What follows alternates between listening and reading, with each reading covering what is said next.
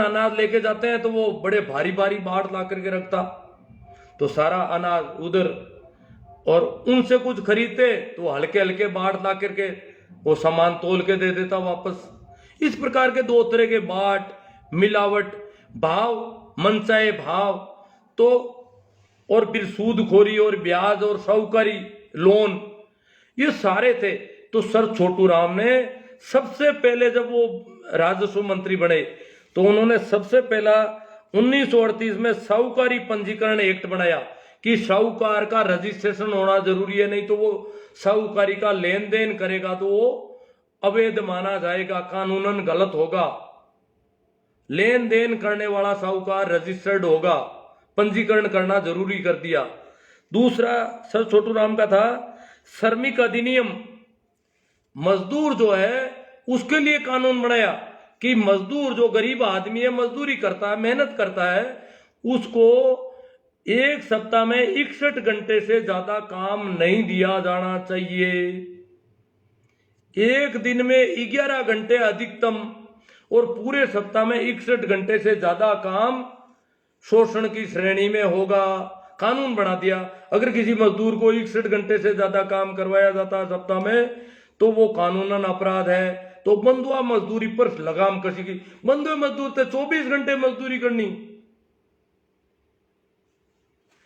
फिर भी रोटी नहीं मिलती, तो उन्होंने कानून बनाया और साल में 14 छुट्टी जरूरी कर दी। एक साल में मजदूर को 14 छुट्टी मिलेगी कम से कम। तो इसी प्रकार कृषि उपज मंडियों में बिक्री और रेगुलेटिंग बिल जो था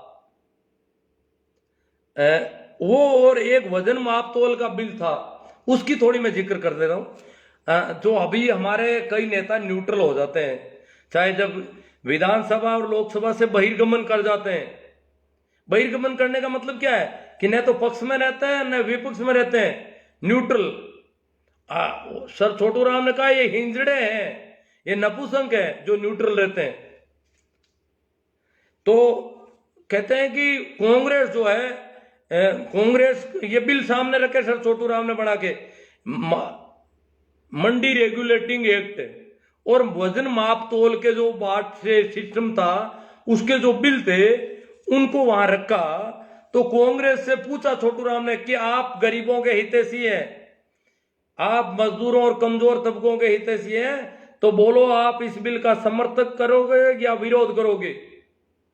तो वो बोले हम तो न्यूट्रल रहेंगे, इसमें हम बहिर्गमन करेंगे, हम इसमें भाग नहीं लेंगे, वोटिंग करेंगे नहीं। तो कई दिनों तक बहस चली। सर छोटू राम का नहीं, या तो विरोध में खड़े हो जाओ और या पक्ष में हो। अगर पूंजीपतियों से नहीं डरते हो, इन पैसे वालों से नहीं डरते हो तो पक्ष लो, किसानों को और कमजोर लोगों का, और डरते हो तो उनके पक्ष में हो जाओ। ये हिंजड़ापन ठीक नहीं है, ये नपुंसकता मुझे पसंद नहीं है। न्यूट्रल तो नपुंसक होते हैं, हिंजड़े होते हैं, जो न तो पुरुष होते हैं न स्त्री होते हैं। तो ये आज भी जैसे हमारे किसानों का बहुत बड़ा 26 तारीख को संविधान दिवस पर किसान जाएंगे दिल्ली, पंजाब और हरियाणा से अनाज इकट्ठा करना शुरू कर दिया है। कहते हैं कि कई महीनों का अनाज और राशन पानी का सामान लेकर के जा रहे हैं और वहीं दिल्ली में डेरा डाल देंगे, वहीं रोटियां खाएंगे बना के। पर मोदी सरकार को ये बता देंगे कि जो अध्यादेश आप लाए हो उन पर पुनर्विचार करो। मोदी जैसे लोग पुनर्विचार करना तो बड़ा मुश्किल है, फिर भी उन किसानों की हिम्मत है कि वो कर रहे हैं। जबकि पश्चिम उत्तर प्रदेश और राजस्थान का कुछ तो हो सकता, पश्चिम उत्तर प्रदेश तो बिल्कुल न्यूट्रल है, वो तो नपुंसक हो गए लगभग। तो ये हालत है हमारी। तो ये न्यूट्रल जो लोग हैं, जो किधर भी नहीं है, न तो किसानों के साथ है न सरकार के साथ है, तो इस तरह के लोगों को सर छोटू राम ने ये हिंजड़ा की उपाधि दी थी। तो कई बातें हो गई, अब इतनी बातें हो नहीं पाएगी। बातें तो मैंने क्या कुछ लिख ली तो ज्यादा हो गई बातें, इतनी नहीं करेंगे अपन, बहुत हो गई। तो अपन को जो मुख्य रूप से जो बात करनी थी, जिसके लिए मैंने इतना देखो मैंने काफी पानी पी लिया यार, काफी बोला हूं, गुरुजी आज बहुत कुछ मिक्स कर दिया, बहुत कुछ बातें सर के ऊपर से निकल गई, चल रही है, चलने दो। हाँ देखो भाई विजय चौधरी जी, आप कह रहे हो, मैं सारे कमेंट लूंगा। वैसे मैं जो विशेष रूप से आज का क्यों कर रहा हूं, एक तो कल सर छोटू राम की जयंती है और 2 दिन बाद में ही संविधान दिवस है। ये हमारे लिए बहुत महत्वपूर्ण दिन है, हम भूल गए। हम होली मनाते हैं, दिवाली मनाते हैं, रक्षाबंधन मनाते हैं, गोगा दोखते हैं, पता नहीं क्या क्या करते हैं बेवकूफियां। हम मूर्तियों के फेरियां लगाते हैं, कभी 11, कभी अमाउर, कभी श्राद्ध, कभी नवरात्रा, बिना मतलब के झंझट तो हम हजार करते हैं, परंतु हमारे उन लोगों को याद नहीं किया जिन्होंने हमारे लिए भूखे प्यासे। मूलचंद आर्य ने नागौर के किसान छात्रावास के बच्चों को खिलाने के लिए रोटी नहीं थी, अनाज नहीं था, छिन्नवा अकाल पड़ गया। ऐसा अकाल पड़ गया कि मूलचंद जी आर्य ने कहा रोटी तो कहीं, अनाज तो गांव में भी नहीं जाऊं तो लाऊं कहां से, और बच्चे मर जाएंगे भूखे। पानी नहीं था शहर में, तो उन्होंने बच्चों को लाए, चेनार में ले गए बच्चों को। वहां एक कुआं था, वहां से पानी निकलवा कर पानी की व्यवस्था की।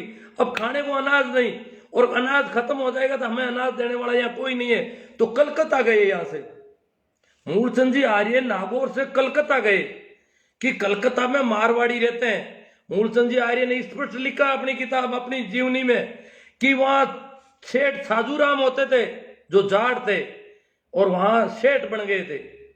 पहले मुनीमगिरी करते थे बणियों की, महाजनों की, तो वहां मुनीमगिरी में पड़ गए और जानकार होशियार हो गए, तो कुछ पैसा हो गया। तो सेठ साजूराम को वैसे भामाशाह कहा जाता है जाटों में, पर सेठ साजूराम ने, मूलचंद जी आर्य ने खूब उनसे विनती की कि बच्चे भूखे मर रहे हैं और उनके लिए अनाज चाहिए, अनाज दिलवा दो, मर जाएंगे भूखे। कहते हैं कि साधुराम ने हमें कुछ नहीं दिया, हाँ 4-5 टाइम उनके घर पे रोटी जरूर हमने खाई थी।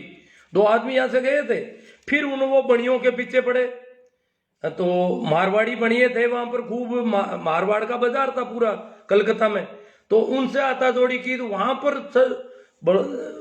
मूलचंद जी आर्य के साथ, मूलचंद जी महाजन में पोस्टमैन की नौकरी करते थे। महाजन है बीकानेर से आगे सूरतगढ़ की तरफ, वहां पोस्टमैन की नौकरी करते थे। वहां एक कलकत्ता के बणिये का ससुराल था, और वो जान पहचान मिल गई, तो उसने उनकी बहुत अच्छी बातें सुनी और खूब उनको रोटी पानी का प्रबंध उनके करवा दिया। परंतु पैसा उन्होंने भी नहीं दिया, अब रुपया नहीं मिल रहा है। तो साथ में एक साथी थे, तो फिर कहा कि ऐसे तो मैं जाऊंगा, तो नागौर जाऊंगा तो करूंगा क्या, बच्चे तो वैसे भी भूखे मर जाएंगे, यहां से कुछ भी सहायता नहीं मिलेगी तो बच्चे मर जाएंगे, करें क्या। तो बणियों के पास खूब मिले, तो वहां बताया, ये उस बणिये ने जो जान पहचान का बना, उसने कहा कि यहाँ बहुत आते हैं लोग मांगने वाले, कई धोखे कर जाते हैं, ठग लेते हैं, इसलिए यहाँ आसानी से रुपये देने वाला कोई नहीं है। तो फिर कहते हैं कि मूलचंद जी आर्य ने कहा मैं तो आमरण अनशन करूंगा, मरूंगा यहीं पे। तो साथ में कौन थे मुझे याद नहीं, गंगाराम जी नाम करके थे, उन्होंने कहा यहाँ मर जाओगे तो भी कोई तुम्हें अनशन नहीं तुड़ाएगा, कोई आएगा ही नहीं तुम्हें मनाने वाला, तो यहाँ फालतू में मर जाओगे, बच्चे वहां मर जाएंगे और आप यहाँ मर जाओगे, इससे अच्छा है कि और कहीं और कहीं कुछ नहीं मिलेगा, यहाँ कलकत्ता से ही कुछ लेके जाना है, और मुझे मना मत करो। उन्होंने कहा मेरा आत्मविश्वास कहता है कि मैं आमरण अनशन करूंगा, और मैं वापस नागौर जाने जैसा रहा नहीं, इसलिए मैं तो मरूंगा तो यही मरूंगा। वापस जाऊं तो उन बच्चों को क्या खिलाऊं, लोगों के बच्चे तो मैं मांग के ले आया, वो बच्चे खाएंगे क्या। उनके माँ बाप चले गए मालवा कमाने के लिए, गांव में उनका कोई है नहीं, और वहां शहर में उनको कौन खिलाएगा, थोड़ा सा अनाज में छोड़ के आया हूं, और वो बच्चे फिर खाएंगे क्या। नागौर शहर में तो भुखमरी है, कोई देने वाला नहीं है। तो कहते हैं उन्होंने आमरण अनशन कर दिया वहां पर, और गंगाराम जी को कह दिया मेरा आत्मविश्वास मत तोड़ो, मैं तो मरूंगा तो यही मरूंगा, जिंदा मैं नहीं जाऊंगा नागौर बिना अनाज के, बिना सहायता के। तो वहां आमरण अनशन कर दिया। अब वो गंगाराम जी दौड़ के जो सेठ उनके जान पे उनके पास जाए, बोले कि वो तो आमरण अनशन कर दिया, आज 5 दिन से भूखे हैं और उनकी हालत कमजोर पड़ती जा रही है। मूलचंद जी आर्य की हालत कमजोर पड़ गई, भूखे मर रहे हैं, खा पी नहीं रहे। ये ऐसी कंडीशन में फिर वो बढ़िया जो था उनके जान पहचान का, उसने कहा कि आपका सहयोग ऐसा करते हैं कि मैं बिड़ला को पत्र लिखता हूं और मूलचंद जी को मनाना आया कि आप खाना खा लो और आपका सहयोग मैं करवा के रहूंगा, चाहे कैसे भी हो आपको सहयोग मिलेगा। यहाँ बहुत झूठे लोग आते हैं, फर्जीवाड़ा बहुत होता है, वास्तव में पीड़ित लोग आते नहीं है। बहुत सारे पंडित आ जाते हैं, कहते हैं हमारे घर में भूख है, वो है, और आप वास्तव में आपको जरूरत है हमें पता है, पर यहाँ देने वाले आपका विश्वास नहीं कर रहे हैं। और मैं बिड़ला को चिट्ठी लिखता हूँ, बिड़ला सहयोग कर देगा, मेरा भरोसा है। क्यों बिड़ला कहता है कि वास्तविक जरूरतमंद कोई हो तो मुझे बताना, तो मैं उनको लिख देता हूं कि भाई वास्तविक जरूरतमंद है, आप उसकी जांच करवा लो। तो बिड़ला को उसने पत्र लिखा, इनका आमन अनशन तोड़वाया कि आपका सहयोग करवा के ही छोड़ूंगा मैं। तो उस बनिए ने, उस सेठ ने बिड़ला को पत्र लिखा कि ये वास्तव में जरूरत है, किसानों के, गरीबों के बच्चे भूखे मर रहे हैं और बच्चे मर जाएंगे इतने, मारवाड़ के नागौर शहर में। तो वहां से बिड़ला ने अपने आदमियों को भेजा नागौर में पता करने के लिए कि वास्तविक स्थिति क्या है। पता किया और फिर बिड़ला ने सहयोग दिया, अनाज का भी दिया और पैसों का भी दिया। तो बिड़ला के सहयोग से वो किसान छात्रावास के बच्चे जिंदा रहे थे उस समय, ये मूलचंद जी आर्य ने बताया है। तो इस प्रकार हमें उन लोग, अब जैसे मूलचंद जी आर्य यहां पर भी मूलचंद जी कहते हैं एक गांव में गया था, देखो चिढ़ना मत, कोई चंदा करने गांव में जाते थे तो रोटी कोई कहता नहीं था तो खुद भूखे मरते थे। तो एक आदमी साथ में था, ढिंगसरी गांव है।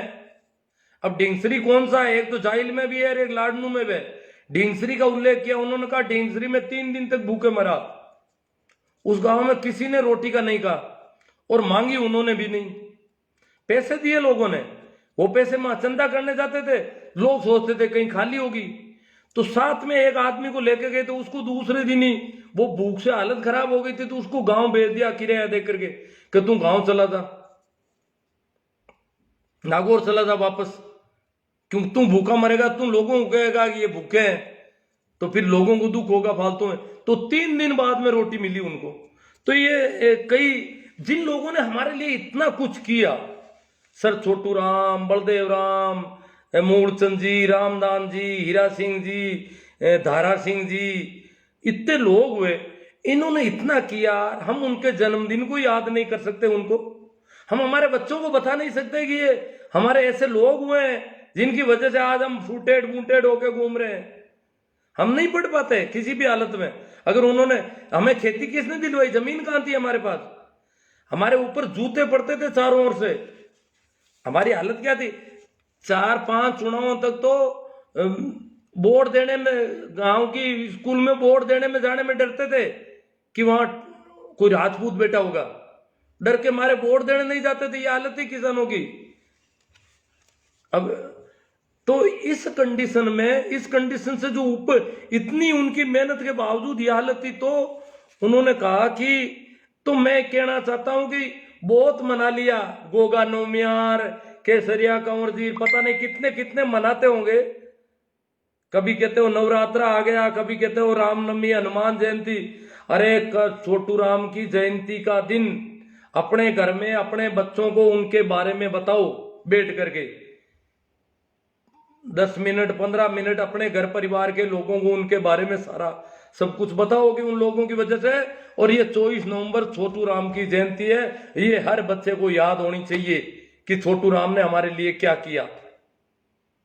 ये बातें बताने की है, ये दिन मनाने गए।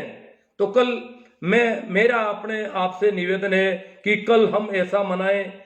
छोटू राम ने कहा दुश्मन को, हम दुश्मनों के त्योहार मनाते हैं, हमें शर्म नहीं आती।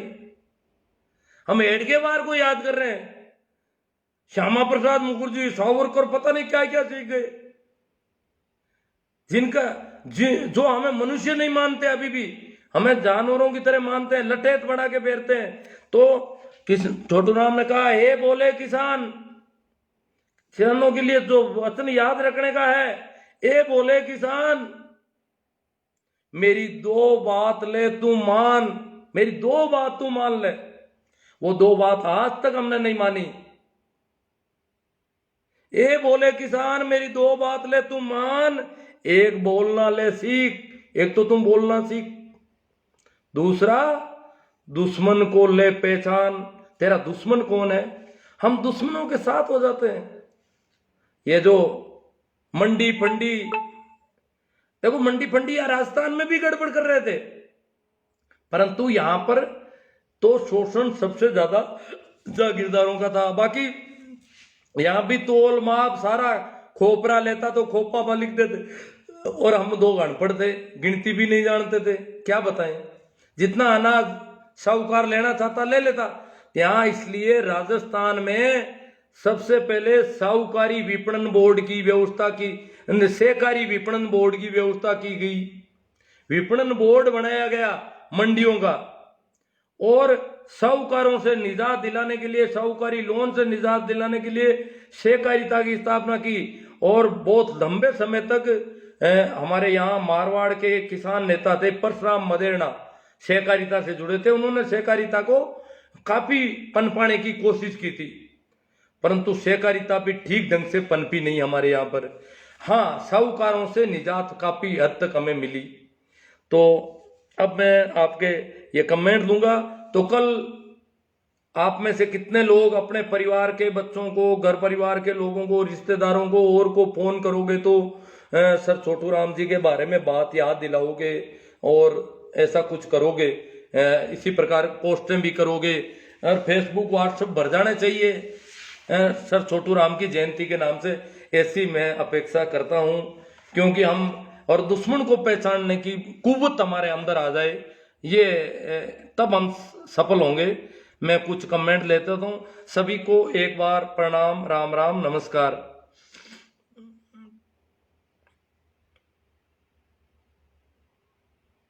हाँ भाई, शोभाचंद जी कहते हैं बहुत बढ़िया ज्ञानवर्धक चर्चा है गुरुदेव। हाँ, बहुत लंबी चौड़ी चर्चा कर दी, मुझे लग रहा है मेरा गला तक जवाब दे रहा है थोड़ा थोड़ा। और कुछ जोर से भी तेज बोलता हूँ, शायद समझ में आपके तो सुन देते हो आप, मुझे वापस सुनता हूँ तो नहीं सुनाई देती ठीक से। पता नहीं, मुझे ध्यान नहीं रहता है, भाव गड़बड़ हो जाता है बोलने का। जय सिंह जी बुढ़ानिया, किसानों के मसीहा सर छोटू राम जी को कोटि कोटि नमन। मेरा राम सर छोटू राम, गणपत लाल जी जाट। दो नदियों के बीच का उपजाऊ दोआब प्रदेश, हाँ दोआब प्रदेश और पंजाब 5 नदियों की जमीन है। शोभाचंद जी, पाखंडवादियों ने सर छोटू राम के बारे में ज्यादा कुछ ज्ञान भारतीय समाज को दिए ही नहीं है। हाँ, वो तो नहीं देंगे जी। यूनिनिस्ट सुमेर जी डुकिया कहते हैं सर आप चौधरी छोटू राम जी के बारे में बता रहे हो, आपका बहुत बहुत धन्यवाद। ये यूनिनिस्ट मिशन है। सर छोटू राम जी यूनिनिस्ट पार्टी के मेंबर थे, उसी की सरकार में थे, राजस्व मंत्री। मही राम जी सारण बोझा सर आप तो बहुत ज्ञान की बात बता रहे हो। ओ सारण साहब को बहुत अच्छी लगी। ये भोजा सर जोधपुर में है उधर। मई राम जी सारण बोझा सर, हाँ ठीक है।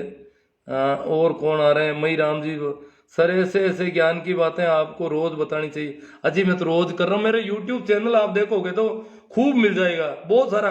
ये सारी बातें मैंने पहले भी कर चुका हूँ यूट्यूब पे, आप देखते नहीं हो कोई, देखो अपने बच्चों को थोड़ा सुनाओ, थोड़ी कुछ चीजें होनी चाहिए। अब हमें जागृति बहुत जरूरी है, बहुत परेशानी है। हमारे नेता बिक रहे हैं। ये राज्यसभा के चुनाव होते हैं, पूंजीपतियों की गोद में बैठ जाते हैं जाकर के, करोड़ों रुपए में बिक जाते हैं। ये तो पहले ही बिक जाते हैं, चुनावों से पहले ही खूब बिक जाते हैं और बाद में बिकते ही रहते हैं रोज। हाँ, नंबर सुनील जी बिश्नोई मिल जाएंगे आपको मेरे।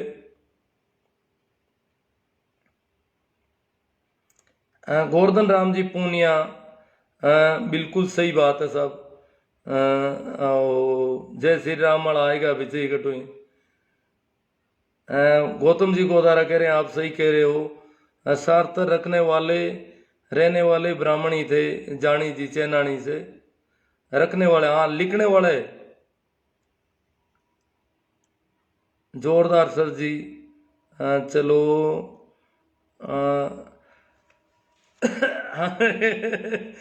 भाई बागड़िया जी कह रहे हैं नमन शिक्षा उत्प्रेरक को। हाँ, शिक्षा का उत्प्रेरण हमें बलदेव राम जी से और इन लोगों से मिली। राम स्वरूप जी चौधरी, किसान विरोधी आरएसएस। हाँ, ये तो तय है, आरएसएस तो किसानों का, मजदूरों का, गरीबों का, कमजोरों का नहीं हो सकता कभी भी। ये तो हमें सिर्फ यूज की वस्तु मानता है। उपयोगी जानवर होते हैं 2 तरह के, एक तो मालवाहक पीठ पर ढोने के लिए, दूसरे होते हैं दूध दूहने के लिए, तो हमें तो उपयोगी जानवरों की तरह मानता है ये। अंधविश्वास और पाखंड में पैसा बर्बाद करने से बेहतर है नेमी जी सोमरवाल कि बच्चों की छात्रावास और कोचिंग सेंटर वगैरह सुविधाएं उपलब्ध कराने के लिए पैसे खर्च कर सकते हैं, तो आने वाली पीढ़ियों को अच्छी शिक्षा मिल सकती है और आकर्षित किया जा सकता है और मानव जीवन को सुधार कर सकते हैं। जेठाराम जी, आरएसएस कट्टरता के जहर से ब्रेन वॉश करता है, कूप मंडूक बना देता है और मशीन बनाता है आदमी को। हाँ यही है। विजय चौधरी, गुरुजी आज बहुत कुछ मिक्स कर दिया, बहुत कुछ बातें सर के ऊपर से निकल गई। कोई बात नहीं, आप मिक्स मैं कर देता हूँ, ऐसी आदत है। पर आप पूरा इत्मीनान से अगर सुनोगे, इसको शेयर करोगे तो आपको और कई बातें मिलेगी। इसमें मैंने काफी बातें की आज। भाई इंदौरिया जी, कमल जी कह रहे हैं आरएसएस की वजह से भारत चल रहा है, नहीं तो मिनी पाकिस्तान बन जाता है। देखो आरएसएस की वजह से भारत पाकिस्तान बन जाता है, तो पाकिस्तान तो हमारा ही है ना, ये किसानों का ही पाकिस्तान है। पाकिस्तान वाले हमें परेशान, हमें परेशानी दूसरी है। रामसूप जी चौधरी, किसान कौम का कोहिनूर सर छोटू राम जी। कोहिनूर थे, बहुत पढ़े लिखे थे उस जमाने में, किसानों में पढ़ने लिखे। या मारवाड़ में तो 8वीं पास भी बड़ा मुश्किल, तो वो एलएलबी थे।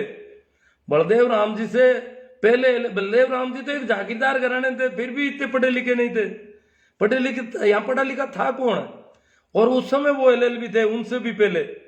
महिपाल जाट, ताऊ जी आपने तो सारी बातें खरी खरी बोल दे मनवादी पाखंडी होकर किसान का मेरा कौम को इनकलाब आंधी सर या आदत पर चलते हुए शहीद आजम भगत सिंह की भूमिका निभानी होगी। अब निभाओ भाई, जिनको निभानी है। देखो भाई, नमो बुद्धाय सर जी, आपको बहुत आभार। आप SC ST OBC को जगाते रहे हो, हमारे समाज का सोया हुआ है, आप लगे रहे हो, हम आपके साथ हैं। गुरु जी प्रणाम, नमन बार बार आपको। नमस्कार। हाँ, आपका ज्ञान राजनीति तक ठीक है इंदौरिया जी, बाकी हमारे भगवान आराध्य देवी देवताओं पर टिप्पणी बंद करो। लो, इनके आराध्य भगवान और देवी देवता पता नहीं क्या क्या है। विजय चौधरी, तुम्हारे भगवान को कहो कि इनका मोबाइल खराब कर दो। विजय चौधरी हाथों हाथ जवाब दे रहे हैं। देखो, ये बोलना सीखना हो गया ना, दुश्मन को पहचानो और बोलना सीखो बस। राम कह रहे हैं जवाब सही, आपका ज्ञान राजनीति तक ठीक है ना, भगवान सभी के हैं। तुम्हारे मतलब क्या है इंदौरिया?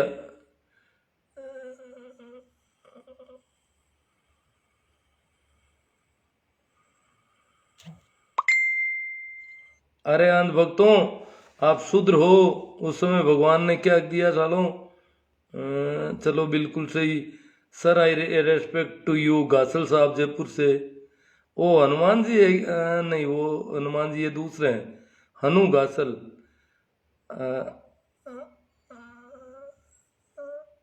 हमारा भगवान सर छोटू राम। सियाग साहब, HR सियाग गजब। लूणा राम जी चौधरी, बहुत बहुत धन्यवाद सर, युवा पीढ़ी को पता चले। हाँ गासल साहब सही है। तो अब कल अपन को ये अभियान चलाना है, सही सूचना दी आपने। सर वेरी गुड गासल साहब जयपुर से। प्रभु जी सोनी, राम राम जी, गंगाराम जी पूनिया, भाई थैंक्स सर। गोदारा जी कह रहे हैं धन्यवाद। तो दो बातें सीख ले। कौन है ये? हुक्मा राम जी भादू, अशोक जी मेघवाल, रामनिवास जी चौधरी। हेलो सर, RSS तो देश को बर्बाद कर रहा है। हाँ, कर तो रहा है देश में। ये जो इतना भेदभाव, ये जो अविश्वास का वातावरण बना दिया इन्होंने। राकेश जी जांदू, सर जी कल नागौर में कार्यक्रम रखा है, आपको आना है सर। छोटू राम जी की जय। ठीक है, आ जाऊंगा। मैं तो हफ्ते को सुनता तो बहुत कम हूँ, जहाँ आपका कार्यक्रम है मुझे ठीक से बता देना। कल नागौर कर लेंगे, और क्या है। रामेश्वर जी गोदार, भगवान सभी के तुम्हारे। वो तो इंदौरिया जी से। गुरु जी इस बार नागौर जाऊंगा, आऊँगा तो भागरो जरूर मिलूंगा आपसे। गौतम जी गोदारा, ठीक है साहब, मिलेंगे जरूर सर। ये हमारे युवाओं को पता चले। हाँ ठीक है। तो बहुत ज़्यादा कमेंट हैं आज के, और आप लोगों ने बहुत अच्छा सहयोग दिया, बहुत अच्छी तरह से सुना सब कुछ।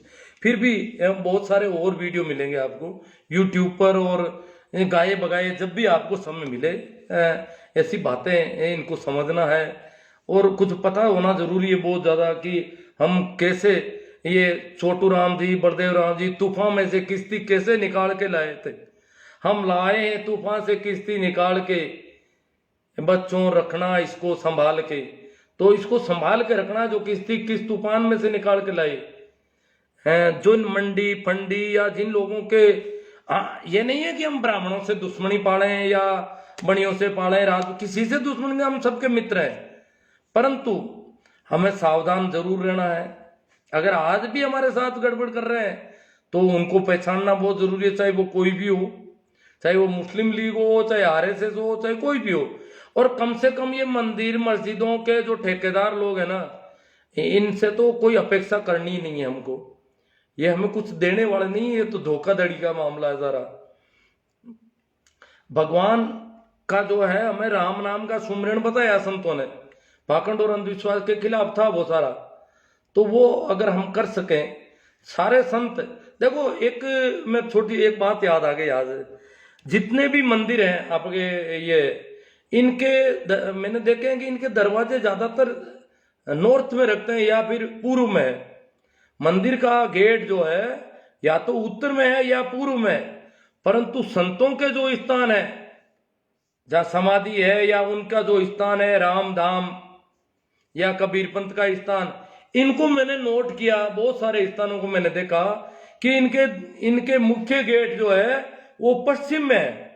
मंदिर वाले कभी पश्चिम में गेट नहीं रखते, परंतु संत इनके बिल्कुल खिलाफ है। उन्होंने गेट किधर रखा है? पश्चिम की तरफ है दरवाजे उनके मंदिरों के। वो जो रामधाम है मैंने यहाँ पर जो अड़ोस पड़ोस में देखा है पश्चिम में दरवाजे। हमारे यहाँ टांकला का दरवाजा पश्चिम में, खेड़ापा रामधाम का पश्चिम में, सिंतल रामधाम का पश्चिम में, और भोला राम जी की देवरी का पश्चिम में। पुरानी पोड़ जो थी वो पश्चिम में दरवाजा है, अब नया रास्ता दूसरा बन गया। और भी मैंने कई जगह यहाँ देखा है कि इनके ज्यादातर रामधाम के दरवाजे जो है वो पश्चिम में है। इसका मतलब ये पूर्व में और उत्तर में रखने के पक्ष में। तो मंदिरों से बिल्कुल विपरीत एक आंदोलन था। मंदिरों का जो पाखंड और अंधविश्वास का धंधा था, पंडितों का, पुजारियों का या मुल्ला मौलवियों का, मस्जिदों, इनके खिलाफ संतों का था आंदोलन पूरा। और वो हमारे आम जन के पक्ष में था एक तरह से देखा जाए तो। हाँ भाई, जय भीम, नमो बुद्धाय कह रहे हैं। सर मूलचंद जी आर्य की जीवनी की पुस्तक कहाँ मिलेगी? भाई मुझे तो पता नहीं, मेरे पास तो एक पुस्तक है, काफी पुरानी है, और कहीं मिलते तो अब देखो नागौर की किसान छात्रावास में मिलने वाली अब तो मुझे लग नहीं रहा है कहाँ मिलेगी, पूछना ही पड़ेगा कहीं से। यहाँ पे कोई जवाब दे दे तो अच्छी बात है। मूलचंद जी आर्य ने कहा कि ये जो छुआछूत है, देखो उस जमाने में, और बोले या नागौर मारवाड़ में उस जमाने में बहुत ज्यादा छुआछूत थी कि देखो आदमी आदमी से इस प्रकार ऊंचा और नीचा मानना ये बहुत बड़ी गड़बड़ है। तभी तो किसान छात्रावास में सभी जातियों के बच्चों को रखा था उन लोगों ने। प्रत्येक जाति का बच्चा, चाहे वो राजपूत है, चाहे ब्राह्मण है, चाहे बनिया है, चाहे मेघवाड़ है, चाहे कोई हो, सबको किसान छात्रावास में रखा पढ़ने के लिए, और उनकी प्रबंध किए उन्होंने जितना हो सकता था। तो ठीक है, फिर एक बार फिर आपको याद दिला दूं कि ए बोले किसान मेरी दो बात ले तू मान, ए बोले किसान मेरी दो बात ले तू मान, एक तो ले बोलना सीख, दूसरा ले दुश्मन को पहचान। तो